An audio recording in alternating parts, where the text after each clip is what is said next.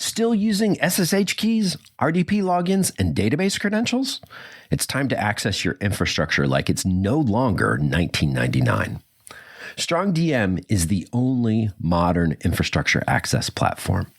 It creates a seamless, secure, and observable air gap between your staff and the critical infrastructure that powers your company. Instantly revoke access to every database, Kubernetes cluster, or server with a click. Automatically log every query, SSH, and kube control command to know who did what, when, and where across your stack.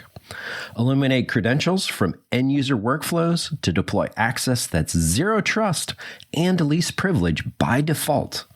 Trusted by your peers at Peloton, SoFi, Yext, and Chime, StrongDM is the only way to deploy secure access controls in a way folks love to use. But who believes an ad? Check it out for yourself with a no BS demo.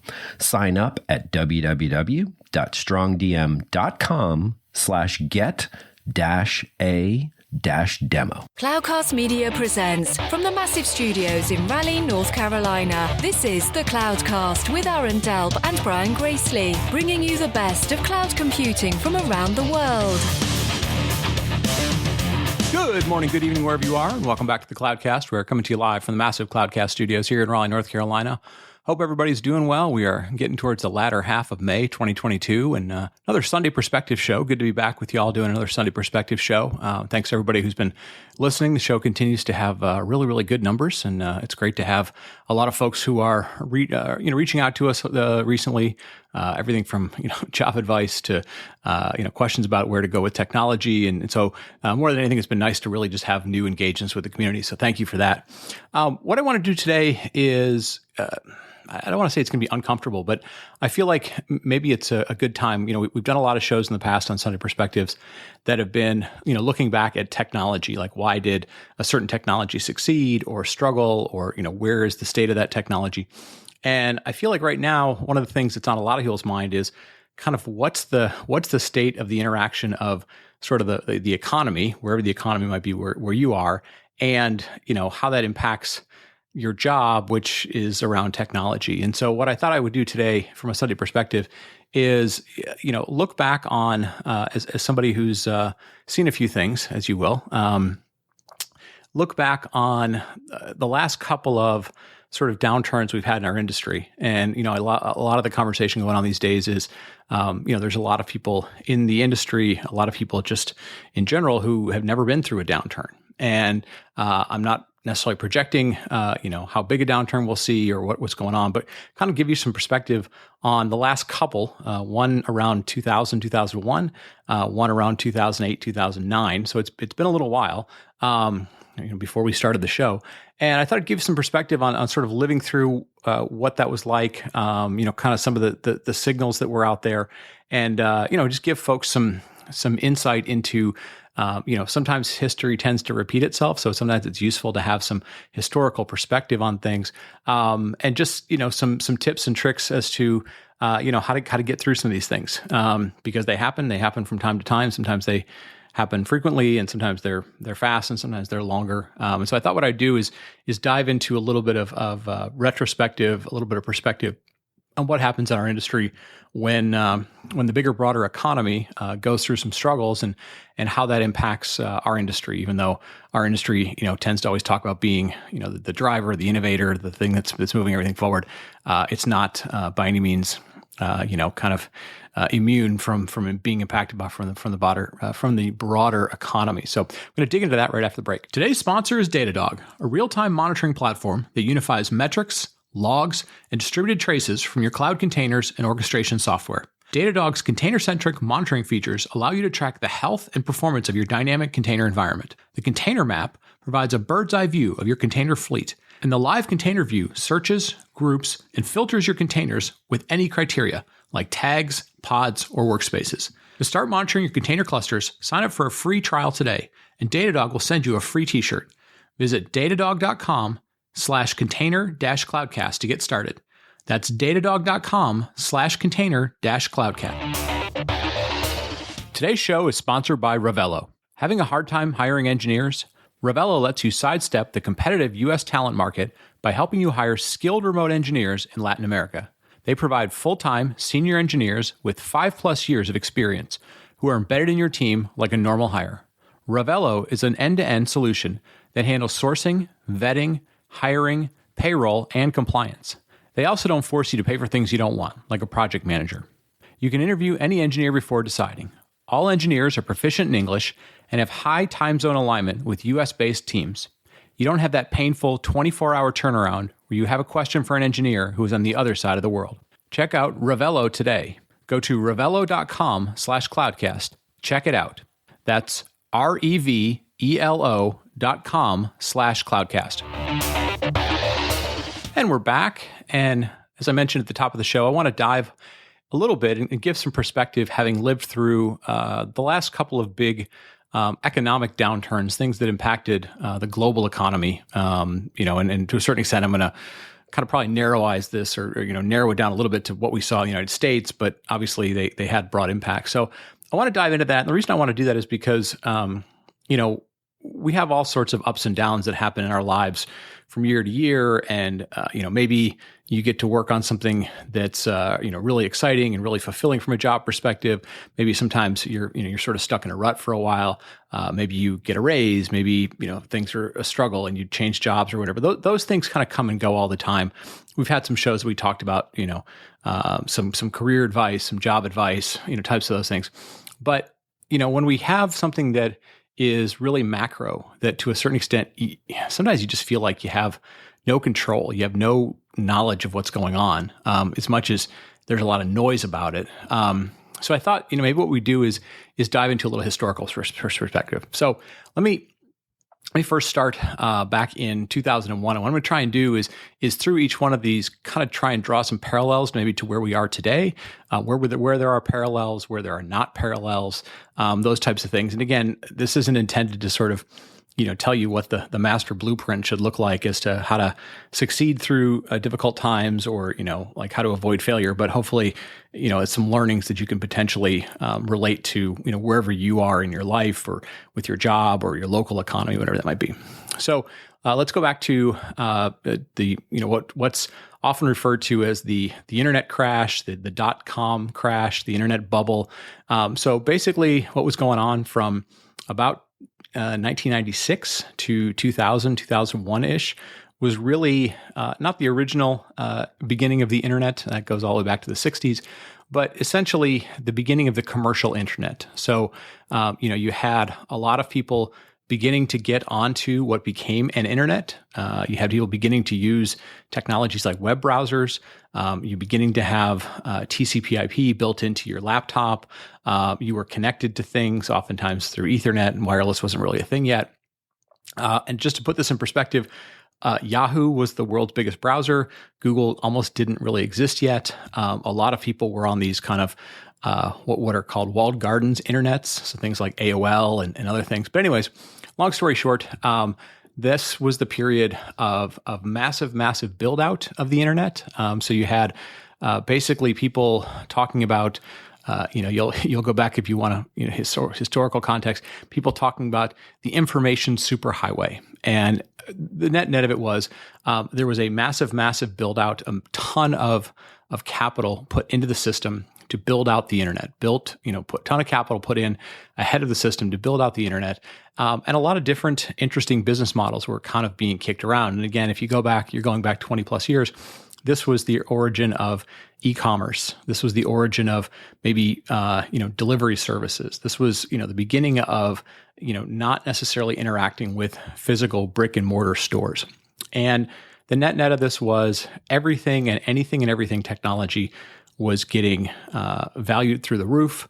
You had all kinds of crazy things going on, people making a lot of money because the stock market was going up like crazy. And then what sort of happened was, you had a couple of companies who missed their earning calls, and then a couple more companies missed their earning calls, and a couple more companies missed their earning calls. And what went from a period of time, like I said, from about 96 to about 2000, 2001, of people going, don't worry, we'll eventually make money. Don't worry, there'll be a business model behind this. Don't worry, all of the hype will match the reality. people started putting pen to pencil, paper to pen, and really crunching numbers and going, maybe these valuations are crazy. And at the time, you were looking at it and you were going, boy, the valuations are crazy. And like for myself in particular, I was working at a company called Cisco.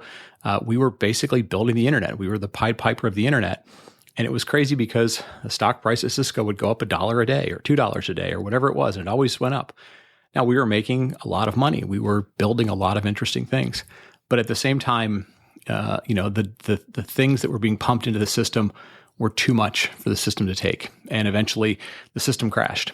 And for that one, that was really the first time, and I don't want to say it was the first time that the stock market crashed, but that was really the first time that you saw that so many people were tied into technology. And for most people, they had nothing to do with technology. Maybe they had an AOL account or they were using the Netscape web browser because somebody told them to install it on their computer. But what they were doing was they were using their 401k or they were buying stocks because people were telling them, boy, there's a lot of money to be made if you get into this internet stuff. And so, the parallels to what we see today, there was a lot of really interesting new technology out there, a lot of things that people didn't totally understand. A really big new system was being built. And in order to get that system built, and in order to get it capitalized, and in order to convince people that they needed to invest 10 years down the road, a lot of stories had to be told. And not necessarily, fraud kind of stories, but a lot of, hey, the potential of what could happen stories were being told. You had a lot of people who, never really thought about, gosh, why is the valuation going up this fast? How is it possible that this many people are going to be doing this many things? How is society and culture going to change this much in just a few years when society and cultures tend to change over decades and decades and decades? And so anyways, when it crashed, for example, Cisco stock was $90 and it went back down to $7 in a period of about 6 to 8 months, right? So, tons and tons of wealth wiped out, lots of wealth wiped out across lots of different companies.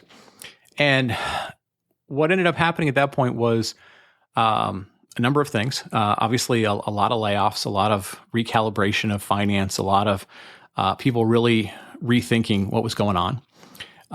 There was, at the time, it was a lot of hardware that was being used. And so this was a time when there was a lot of people rethinking what to do with technology. Could I repurpose it? Could I sell it in the black market? Could I get it really cheaply because I couldn't get it before, but now maybe there's an opportunity to do stuff. And so the first thing you realize that's going to happen is there's going to be, a humongous sort of punch in the gut that happens whenever the economy has a crash, and it's sort of you go through those 5 phases of grief, right? Disbelief and you don't believe it and all those sort of things. Then the next thing that happens is you take yourself out of the big picture of things and you get really micro and you go, how does this impact me, right? Do I still have a job? Am I still going to make the same salary? Can I pay my bills? Can I take care of my family? And so you go from this really big picture of things and you're excited to be part of it to a really micro level thing of how does it impact me? And then after that sort of settles out, you start to figure out, well, what do I do next? And you start figuring out, am I making individual decisions or am I making decisions with other people? Because maybe the type of decisions you need to make involve other people, and maybe you benefit from being part of communities and doing those sort of things. So that was the big thing that we saw there. Now, how long that downturn lasted was a couple of years. From a technology perspective, we went from this amazing amount of innovation and build out to a couple of years of the system sort of, kind of soaking up all the excess that was in there, and the system kind of recalibrating what pricing should look like and what were viable business models, what were viable technologies. Now, so, that put us around 2003-ish, late 2002, 2003. So it was a couple of years. And that's challenging, right? A couple of years, you go through some tough times. Now, what came out of that was a ton of new technology, a ton of new ideas, a ton of new business models. And that's pretty normal to see coming out of a crash, is that people sort of recalibrate what the new normal is. They start figuring out, hey, okay, what are the new rules around the world, around technology? What's available to us? And then maybe we start to look at some of those things that were promising before, but maybe the timing wasn't right. The cost wasn't right. There wasn't enough bandwidth. Right? There wasn't enough free people to work on it at the time. And so, technology has a tendency to sort of, be a phoenix and rise from the ashes. So we went on another run. We went on another run of about 4 or 5 years of really a lot of success. And to put this into context, this is when companies like VMware took off, right? And the reason they took off was because, there was this need to be, how do we be efficient with our technology that we had overspent on? And so interesting technologies come along. That build out went on for a while. And the technology industry was kind of recalibrating itself. It was trying to figure out what to do. People were trying to figure out what their job were. And then you had the economic crash, the housing bubble crash, the financial crash of 2008, 2009. And that really had nothing to do with technology. That wasn't the overhype of technology. That was really the over leverage of a lot of money that used to be in technology had crashed. And people were looking for a place to put their money that they felt was going to be safer, right? Technology was something that all of a sudden was like, it doesn't make sense. Let's put it into something safer. And that safer thing became housing, because you could touch housing. You could look at housing. You could say, oh, housing is a thing that historically has grown in value over time, right? Now, again, people tend to flock to other things when they get burned by something. And so, you had this crash in 2008, 2009 because people put too much into housing. They over-leveraged themselves into housing. The banks over-leveraged themselves. There's lots of stories about that. Go watch the movie The Big Short if you really kind of want to dig into it. There's lots of good books about it. But what that did to technology at that point was that crash impacted not so much the technology industry, but the customers of the technology industry. So banks and insurance companies and automotive companies and all sorts of things, because the economy essentially kind of crumbled, right? It went into this chaos. I don't even want to say a recession, went into a chaos. And so as a technology industry, we were sitting there with a bunch of interesting technologies, but we had to change what we were presenting to people. We had to change the value that was being presented to people, because no longer were they thinking about the new rebuild they were doing after the crash of 2001 and 2007 and 2008. They were thinking about, I have 5% of the budget that I had from last year. I have 10% of the budget that I had from last year. I may have -% of the budget that I have for this year. And so all of a sudden, the industry immediately shifted into, how do we leverage technology to save money? How do we leverage technology to be more operationally efficient, right? Everything went into cost savings mode, automation mode. How do we pay if we're going to buy anything? What does it do to reduce headcount or reduce cost? And so the reason I bring this up is that's another mode that happens when the economy has a struggle, right? A lot of times in technology, we talk about, hey, we're going to make developers more productive, or you're going to be able to deploy 10,000 more machines with only, two scripts, or whatever kind of crazy thing that we get into. And then, and you can do those sort of things when times are good, because you're thinking, oh, people are building lots of applications, and, they're trying to scale environments because they're trying to, increase their market share, whatever that might be. But at the times when things are tough, what ends up happening is the CIO starts making far less decisions, and the CFO starts making way more decisions. And the CFO, basically has these, reality checks with the company and says, this is what our finance look like. This is where we can spend. This is where we absolutely can't spend. This is where we may have to cut. And from a technology perspective, you start having to go, okay, I'm either going to fit into that mold and try and be a part of solving the problem from that new perspective, or I'm not going to be needed anymore, because in some cases, the innovation groups aren't needed anymore, and the things that are going to be cool but take 2 or 3 years to implement are no longer needed, because everything has to be quarter by quarter, month by month, right? So that's another thing we can learn from these things, is you really have to understand the perspective of not just what is going on in your world from your perspective. Let's say you're working on a technology, but what's the broader perspective, right? What is your technology, what does your area do to impact the business? Does it impact the top line? Are you there to help growth and innovation? Does it impact the bottom line? Are you there to drive cost out of the system, to drive better profitability? And that was a wake up moment for a lot of us, because we really immediately had to go into the mode of saying, okay, how do we be part of this new normal, which was, in some cases a natural fit, other cases a really unnatural fit. And again, you went through some cost cutting, and you went through some layoffs, and you went through some times when you had to figure out, who do I trust? Who can I talk to when I'm having hard times? And that, you were out looking for a mentor, right? And that was something that, at least in my career, I know it was the first time I had to lay somebody off, which was incredibly hard because that person was really, really good. We were given a number. You have to lay off this many people. And people can sit here and listen and go, well, that's a terrible thing to do. People aren't just a number. Well, that's what happens sometimes, right?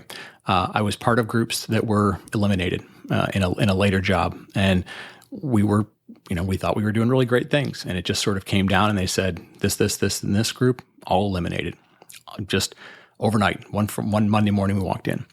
And so you kind of have to prepare yourself that there may be some very quick things that happen. And those are never any fun, whether you're managing a team and you have to deliver the news, whether you're somebody who's going to receive the news, especially when you're somebody who, your boss or your company or your team has been telling you, hey, you're doing great work. What you're doing is really important.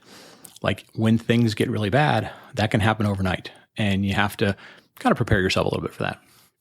Now, coming out of that, again, we all hopefully are in this for long careers, and we obviously have obligations to our family and to the things we do. Coming out of that was, again, a reshaping. What really happened after the 2008, 2009 timeframe was, again, new business models came along. Not so much new technologies this time, but new business models. This is when the public cloud, AWS and Azure and Google started spinning up. And they spun up kind of out of necessity. People saying, well, I don't know that I can keep making huge capital investments into data centers, right? Maybe I need to look at ways that I can be more flexible with my economics of the technology. We've seen a huge rise of open source come along, and that's impacting not only the cost of technology, but also, the innovation of technology, right? Like as we move into cloud and we do more cloud native things, those technologies became more relevant. Maybe they weren't as relevant before, but they became more relevant. And so this is when we really started having to think about, where do we want to go with our future? How do we want to sort of live through this? How do we want to, plan for the next 4 or 5 years? And if you had, lived through a couple of these crashes, you started going, okay, what decisions do I need to make? Where do I feel comfortable, right? Because, everything is fun in this industry. Everything can be challenging in this industry when things are normal. And you see people ebb and flow, and you see people get raises or, lose jobs or come and go. And those are natural parts of it. But when you go through a massive downturn and it directly impacts you, you get laid off, you have to lay people off, you have to take a pay cut of a significant amount. Maybe your whole division goes away or whatever it might be, something that's significant that impacts you, it impacts your family. Then you start thinking, okay, how comfortable am I in this world now? Right? How comfortable am I with the amount of risk that goes with a certain job? How comfortable am I with working on, new technologies as opposed to more stable things? And this is, another thing that people often go through is they start making some fairly big decisions about, what's my level of risk that I'm willing to tolerate? What's my level of risk that my family is willing to tolerate? And so you're going to see people, assuming, the economy kind of goes through some rebalancing, whatever word you want to use, recession, inflation. There's lots of words that are going to get bantered around about kind of how the economy is over the next couple of years and why it got there. Is you start to really think about, given your position in life, how old you are, do you have family obligations? How's your health? Are you comfortable with where you live? Are you comfortable with the type of job you have? All those sort of things. Are you comfortable with the people that you work with? Are they a group that you're going to stick around with? All those sort of things. You'll see a lot of people make some decisions that, may become more risk averse. They may become more risk tolerant, depending on what their situation is. So all those things are going to come into play. And I guess if I were to summarize all this sort of stuff, wrap all this stuff up, and again, everybody's situation is different, and everybody's situation is individual, and take any advice with a grain of salt, right? Do a couple of things. Number one, try and get your finances at least in a place where you can sleep at night, right? And I know that's not easy for everybody to do, but try and get to a point where you don't wake up every single day going, can I pay the bills, right? So whether that means you save off some cash, or whether that means you get a little more conservative in the things that you invest in, or maybe that's, you push for that job that pays a little more money. Whatever that thing might be, first I'll, kind of try and shore up your finances so that it's not a day-to-day thing, because the toll of financial struggles on yourself and your family and all those things can be overwhelming, right? However you go about doing that, that's kind of a good foundational thing. The second thing is figure out how you align to the things that your company immediately needs help with. And this sometimes can be a hard thing for people because, if you work in a group that's like, hey, we do innovation and I always got to be on the leading edge of things, you may come to a realization that you're not that important right now. You might be important in the future. So it's an opportunity for you to sort of ask the business, ask your boss, what can I do right now to help the business? And it's a great exercise to figure out, what's important to the business, what numbers are important to business, and more importantly, what things are important to your customers, your direct and indirect sort of inputs, right? So that's the second thing is figure out how to be part of trying to improve the situation right now, if that's at all possible, if that's within your charter, if that's within your purview, within your capabilities. The next thing I would say is start thinking about, when these things happen, some of these things, and again, I'm not forecasting anything. I'm just sort of, looking at the news and numbers. Sometimes these things last for a little while, right? Sometimes they go on for a few months, but I think given the length that the whole pandemic went through, the amount of money that was pumped into the economy, how the system's going to have to sort of flush out some of these things and, kind of all the supply chain changes. I think we have to expect that this transition we're going through will be a little while. It could be a year, it could be 18 months, it could be 9 months. I don't know exactly. I don't have a crystal ball, but it's an opportunity for you to, start thinking about if some things slow down at work, and that might be okay. How can I invest in myself a little bit? How can I do some things to take some time? Maybe it's every day, and invest in yourself, and that could be better health. Maybe you've been burning the candle at both ends, and you just need to get in better health. You need to eat better. You need to exercise. You need to take some time away. Think, meditate, whatever it might be, or you may now have a little more free time than you did before to train on something, to learn something new, to get to know a community new, or whatever those things might be. So definitely look at, how can you invest in yourself, especially if you have a little more available time, just because things have slowed down a little bit. And the last thing I would say is, figure out your network, figure out the people that you know, people that you trust, people that you can go to when you're having a bad day and just say, hey, I want to talk about some stuff. People that you can call and say, hey, I need a job. Hey, could you refer me to somebody? Hey, we work together and, I know things are tough and you're probably getting 10 phone calls because people got laid off or whatever it is, but can you help me? Can I call you? Can we talk about stuff? Start figuring out who those people are in your life.